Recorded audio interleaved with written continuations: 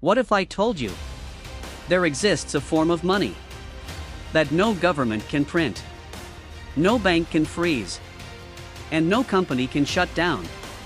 And yet, people are willing to trade real houses, real cars, for something that only exists on the internet?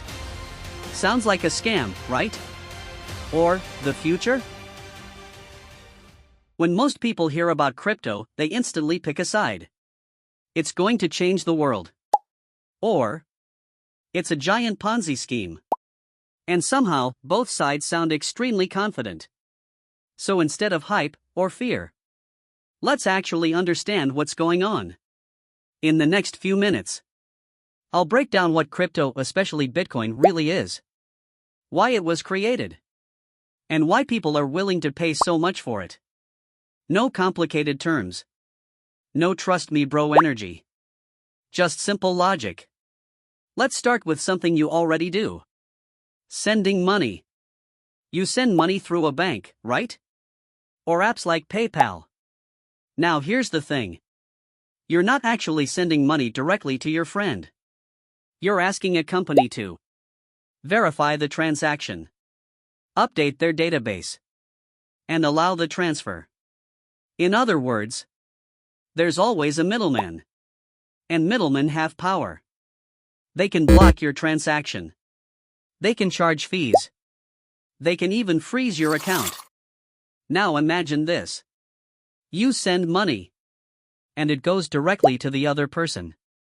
No bank. No permission. No delays. Back in 2008, during a financial crisis, someone under the name Satoshi Nakamoto proposed exactly that. And that idea became Bitcoin. So how does Bitcoin work without a middleman? This is where the famous word comes in. Blockchain. But don't worry, this is simpler than it sounds. Imagine a giant Google Docs that everyone can see, but no one can secretly edit. Every time a transaction happens, it gets written into this document. And once it's written, it's basically permanent. No one can go back and change it without everyone noticing. So instead of trusting a bank, you're trusting a system that is transparent and shared across thousands of computers. It's like replacing a single referee with thousands of referees watching the same game. Hard to cheat.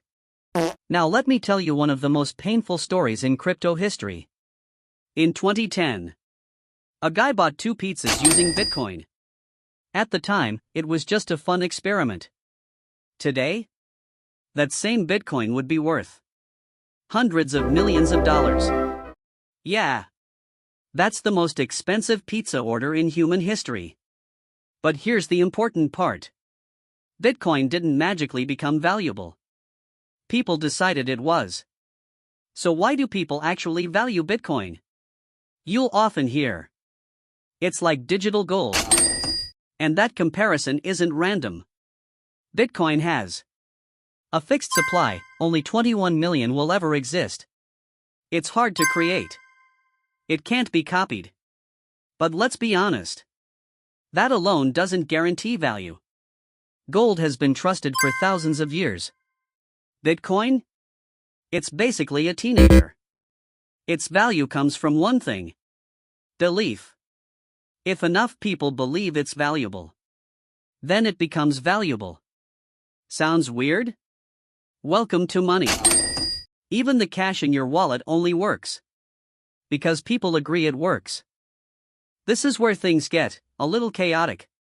On one side, you have people saying, Bitcoin will replace all currencies. Banks will disappear. Financial freedom for everyone. On the other side, you have people saying, it's useless. It produces nothing. It's going to zero. So who's right? Honestly, probably neither. Bitcoin is unlikely to take over the entire world. But it's also unlikely to just vanish overnight. Reality usually lives in the middle. Not as exciting, but more accurate. Now let's talk about the part nobody likes to mention. Crypto is risky. Prices can swing like crazy. You can wake up rich and go to bed questioning your life choices. There have been scams, hacked platforms, exchanges collapsing overnight. And yes, some people have lost everything. There's also things like leverage trading, where people can lose money in seconds. Which sounds fun until it happens to you. Here's the truth no one wants to admit. Nobody knows where Bitcoin is going. Not influencers. Not experts. Not even that one guy on Twitter with a laser eyes profile picture. There are theories.